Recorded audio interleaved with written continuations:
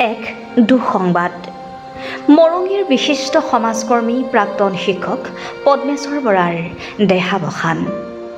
বৃহত্তৰ মৰঙীৰ এজন নিষ্ঠাৱান সমাজকৰ্মী শিক্ষক গোলাঘাট জিলাখনৰে প্ৰবীণ বাওঁপন্থী নেতা, অসম সাহিত্য সভাৰ আজীৱন সভ্য, দৈগুং শাখা সাহিত্য সভাৰ প্ৰাক্তন সভাপতি, মৰঙী আঞ্চলিক জ্যেষ্ঠ নাগৰিক সন্মিলনৰ সভাপতি পদ্মেশ্বৰ বৰাৰ দেহাৱসান। আজি পুৱা 5 বজাত গোলাঘাট নাৰ্ছিং হোমত চিকিৎসাধীন অৱস্থাত তেখেতে শেষ নিশ্বাস ত্যাগ কৰে।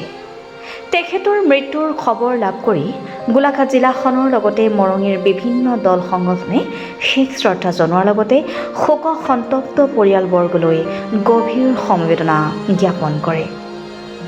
গোলাঘাটৰ পৰা চন্দন কৰ্মকাৰ ৰিপৰ্টাৰ লাইভ অসম। আজীৱন বাওঁপন্থী আদৰ্শত বিশ্বাসী, সমাজবাদী আদৰ্শত বিশ্বাসী এগৰাকী ব্যক্তিত্বশীল শিক্ষক আৰু সমাজকৰ্মী। অনেক অবিধাৰে তেখেতক সন্মানিত কৰিব পাৰি। যি ব্যক্তিসত্তা, সেই ব্যক্তিসত্তা সঁচাকৈয়ে সমাজ জীৱনৰ কাৰণে এক উৎসৰ্গিত ব্যক্তিসত্তা বুলি আমি ক'ব লাগিব।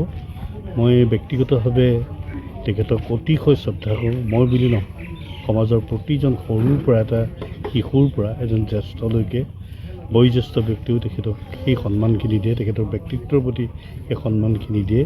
তেখেতৰ যিখিনি আদৰ্শ, সেই আদৰ্শখিনি মই ভাবিছোঁ নতুন প্ৰজন্মই আগবাঢ়ি যোৱাত নিশ্চয় এক পথ প্ৰদৰ্শক হ'ব। আৰু দ্বিতীয় কথাটো অতি মন কৰিবলগীয়া কথা যে পৰিয়ালটোৱে মৃত্যুৰ সময়লৈকে দীৰ্ঘ সময় ধৰি তেখেতৰ প্ৰতি যি আত্মোৎসৰ্গ মনোভাৱে শুশ্ৰূষা কৰিলে, অকণো তেখেতক দুখ পাবলৈ নিদিলে মনত, সেইটো এটা বৰ ডাঙৰ কথা। মই ভাবোঁ প্ৰতিটো পৰিয়ালেই এই আদৰ্শটো গ্ৰহণ কৰিব লাগে, সেইটো এটা বৰ ডাঙৰ কথা।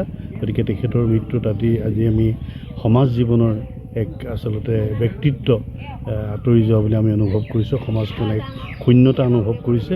তেখেতৰ আদৰ্শৰে যাতে নতুন প্ৰজন্ম আগুৱাই যায়, সেইখিনিকে কামনা কৰিছোঁ আৰু তেখেতৰ চিৰশান্তি কামনা কৰিছোঁ।